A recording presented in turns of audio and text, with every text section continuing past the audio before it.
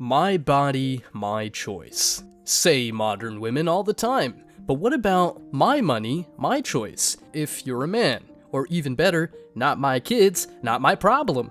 This sounds like common sense to me, and probably sounds like nothing controversial to you either. To be honest, we're all grown-ups, so we as adults need to hold ourselves accountable because, let's face it, no one's going to save us. Unfortunately, modern women have no sense of responsibility at all. When you as a man make a mistake, no one gives an F about your circumstances, excuses, or justifications. In fact, even the feminists will say, man up, thus going against their own narrative about misconstruing masculinity and all that stupid stuff. But when a woman makes the huge mistake of cheating on a good man and getting pregnant by another dude, no one dares to call her what she is, a certified hoe. Check this out. There's something like, the exact percentage is slightly off, I'm not going to be exact, but it's something around 10% of men are raising a kid that they think is theirs, but it's actually not theirs. I'm not talking about stepdads, I'm talking about that he thinks that is his son or daughter, and it's the postman's or whatever. That's why they got to be mandatory DNA tests on child. I agree with that 100%. 100%. I agree. 100%. I agree too. So we'll get a DNA, and since I know what I'm doing, why don't you put a wager on it? You know, like smooth 100 bands. Why should I have the bands? Why should I have this FanDuel? Like, you know what I'm saying? We could just put a wager. You sold. That sounds like you're trying to psych him out of doing it in the first place. A child support for the defendant, Ms. Sears' son, Dylan. That's right. Mr. Manser, you are not Oh, God. his father. 5 years in prison. You know who his father is. Yes, I talked to him still. She should be convicted of some crime. I should not. I didn't. Mr. Manser. So this guy wasted 5 years of his life in jail for not paying child support, just to find out the kid is not his. Guys, this happens every day. There are laws in certain states that will still require the man to legally pay child support, even if the DNA test comes back negative. Thankfully, that crime, because that's what paternity fraud is, has come to an end in the state of Tennessee. In today's video, we're diving deep into this new bill that's probably driving modern women crazy now that they just can't get away with their bad decisions. Stick around because I'm sure you're going to love this one. But before we go any further, let me share the comment of the day. Shout out to Just Hey 134. He pulled out the Bible for these words of wisdom and said, "You reap what you sow, that's what it is. You don't want them to objectify you, dress modestly. Simple. Every major religion says that." Simple indeed. Please don't forget to reach out to us by email to claim your $5 for that comment of the day. As usual guys, I'll pick one comment from each video. It may be the funniest, the most liked, or one that touched me, so don't forget to leave a comment and you may be our next winner. Make sure to hit the like and subscribe buttons too, as it helps a lot. And now, back to the video.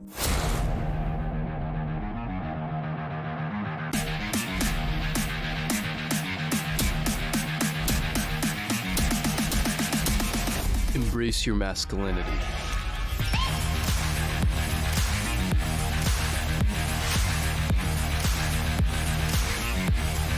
This Representative Antonio Parkinson is sponsoring House Bill 2698 that would require DNA evidence proving paternity before a man signs a birth certificate for a child that may not be biologically his. The state has been turning a blind eye to this by allowing people to sign blindly without any proof of DNA association to this child, which is allowing people to be guilty, or in some cases, of paternity fraud, which is a crime. It's only right and the moral thing to do, an ethical thing to do, to ensure that the right people's names that match their DNA is on that birth certificate.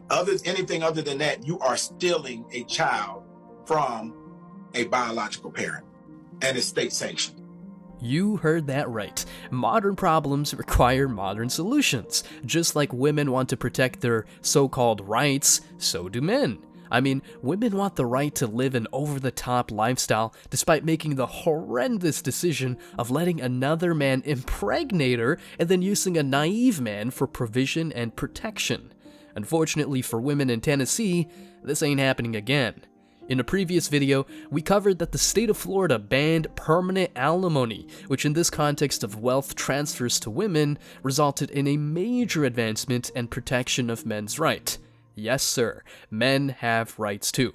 Men, at least those who are not simps or weak for that matter, know that they have responsibilities and not just rights. Strong men don't ask for the government to save their lives, but it's not okay to make men's lives 10 times more difficult by force of tyrannical and oppressive laws that literally turn them into second-class citizens.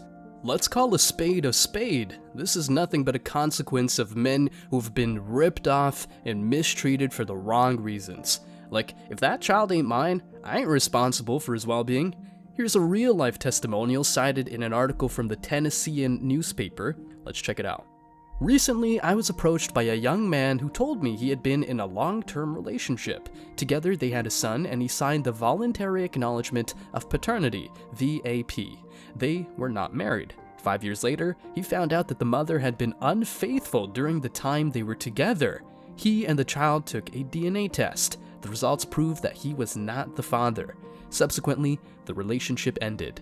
The woman then sued him for child support. In juvenile court, he presented the DNA evidence to the magistrate and was basically told, somebody's got to feed him, and it will be you. He was ordered to pay child support and found in arrears. Eventually, his license was suspended, and he was pulled over and jailed for driving on a suspended license. Sitting in jail, he lost his job. Because he voluntarily signed and it had passed a 5-year period to rescind the voluntary acknowledgement, he was deemed the legal parent. Through this process, the actual biological parent's child was stolen from him. Finally, under this scenario, the child's right to have their legal biological father listed on their birth certificate, and in some cases, their lives were stolen from them also. Can we talk about the DNA testing center? I had 2 guys call in. They work at DNA testing centers. One guy had to quit. One guy still works there. He told me 40% of the children are not the man's child. 40%. He said 40%. Somebody call Maury. It's usually make DNA testing it's two mandatory. It's 2 scenarios. It's where the woman, the person's getting a DNA test because the woman claims that is their child. Turns out it's not. The other one is where the parent is on a deathbed and makes a confession, or they need a liver transplant, blood transfusion, and the blood type. There's no way that can actually be the father. So then they find out that because of medical reasons, you mean that's not my father? Then the father finds out from that way. He said it took such a toll on him that he could no longer do it because he would be sitting on the phone counseling the men and the grown children who these women falsely accuse. In some states, it doesn't matter who the father is. The husband is considered to be the father and pays the child support. It's a cold, cruel world, but Tennessee has become the complete opposite. Thank God. Let's set this straight. A man joyfully signs a birth certificate, believing he's welcoming a child into the world, only to discover years later that the child is not biologically his, as we recently read in the article. This revelation can shatter lives, destroy trust, and leave lasting scars on all parties involved. The emotional turmoil experienced by fathers who discover they've been deceived, and the confusion and identity crisis faced by children caught in the middle is a harsh reality that cannot be ignored. The debate surrounding mandatory paternity testing before signing a birth certificate is one that strikes at the very core of family law and personal relationships. It's a topic that's been quietly swept under the rug for years, only to be thrust into the spotlight as lawmakers in various jurisdictions across the United States grapple with the potential implications of such legislation, the legal framework surrounding it, and the emotional and financial toll it can take on both fathers and children, because yeah, fathers and men for that matter have feelings. It's not okay to mistreat men, obviously. So, let's keep it 1,000. What are the reasons for mandatory testing? First, protecting the rights of fathers and children. At the heart of the debate over mandatory paternity testing lies the fundamental question of justice and individual rights. It is a matter of ensuring that both fathers and children have the right to accurate information about their biological connections. Fathers should have the assurance that the child they're legally obligated to support and care for is indeed their own, while children have the right to know their true parentage. Modern women, of course, don't even care about this. They only care about their own feelings. It's always me, me, me, and are even able to lie to their own children for decades. Mr. Benning, you Oh my goodness, bro's crying. are not the father. Sheesh. You said earlier that if Robin was not your biological child, it causes you to doubt whether or not you truly are the biological father of Jermaine Benning Jr. And because of that doubt, the court wants to make sure when you leave here, you have the whole truth. Mr. Benning, you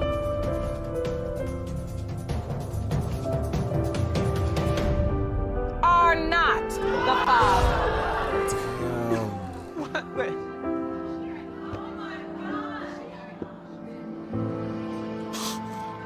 Yo, how can people be so brutal, bro?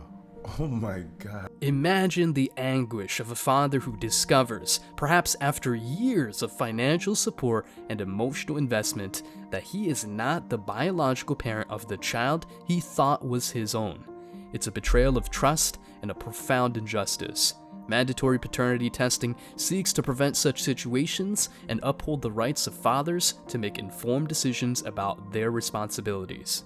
Additionally, it's about safeguarding the rights of children to know their true parentage. The knowledge of one's biological heritage is not just a matter of curiosity, it can have profound implications for a person's identity, health, and even inheritance. Children deserve to have accurate information about their biological parents, and mandatory paternity testing can ensure they are not denied this crucial aspect of their lives. Second, addressing cases of paternity fraud. Paternity fraud is a harsh reality that affects countless families. It occurs when a mother falsely identifies a man as the biological father of her child, often for financial or personal gain. In many cases, this deception goes undetected for years, causing immense harm to fathers and children alike. Mandatory paternity testing acts as a deterrent to such fraudulent behavior. When mothers know that their claims will be subject to verification through DNA testing, they are less likely to engage in paternity fraud. Let's face it, hoes, especially those who suddenly want to be moms, should be checked at all times. Got no trust in these types of chicks. This protects fathers from being wrongly assigned financial responsibilities and prevents children from being caught in a web of deceit. The financial consequences of paternity fraud can be staggering. Fathers may be compelled to pay child support, contribute to educational expenses, and provide medical insurance for children not biologically related.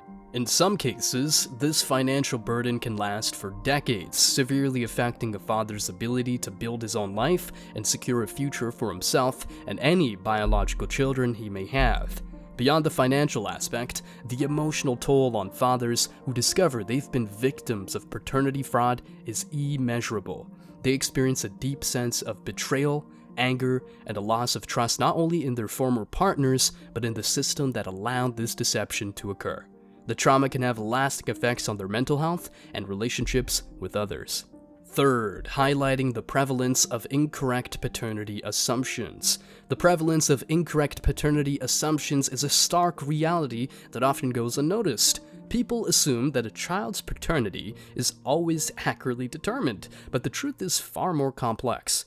Various factors, such as non-disclosure by mothers or incorrect information provided by multiple partners, can lead to incorrect paternity assumptions. Studies have shown that a significant percentage of men may be unknowingly raising children who are not biologically theirs. While precise statistics vary, estimates suggest that as many as 1 in 10 fathers may not be the biological parent of the child they believe to be their own. This statistic is a testament to the pressing need for mandatory paternity testing to shed light on the true biological relationships within families.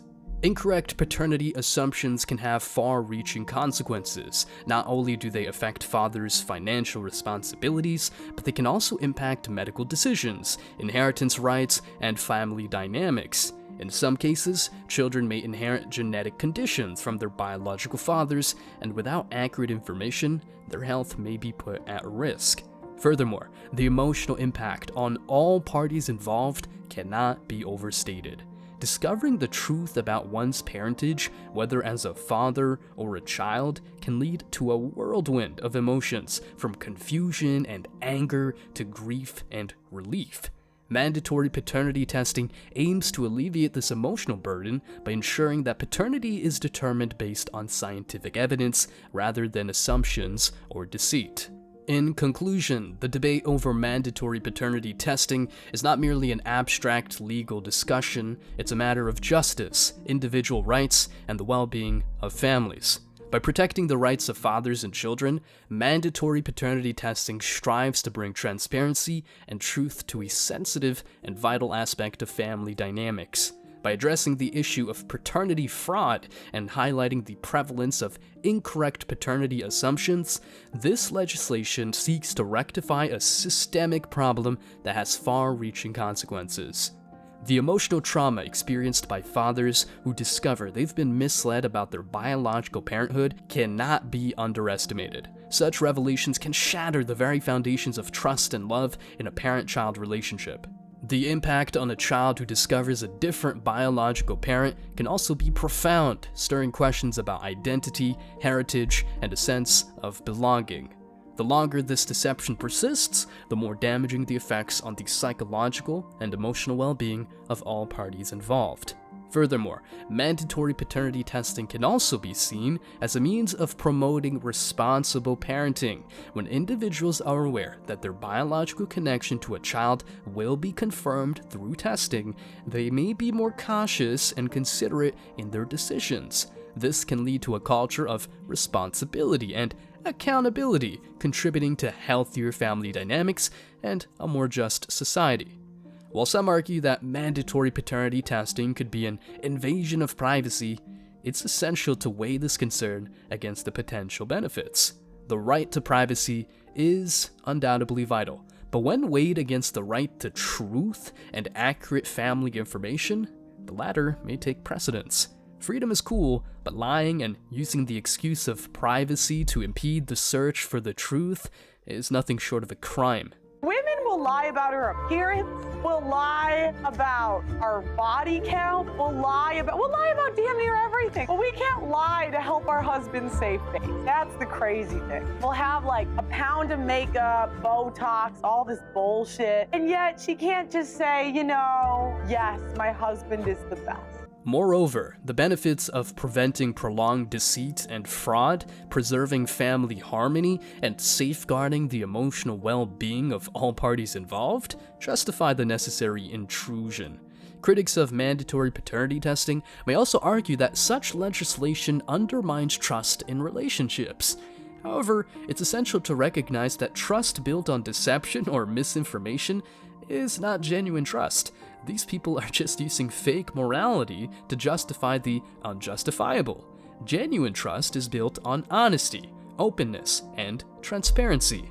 Didn't modern women want that in the first place? There they have it! By ensuring that paternity information is accurate and confirmed, relationships can be based on truth and genuine trust, rather than a false sense of security.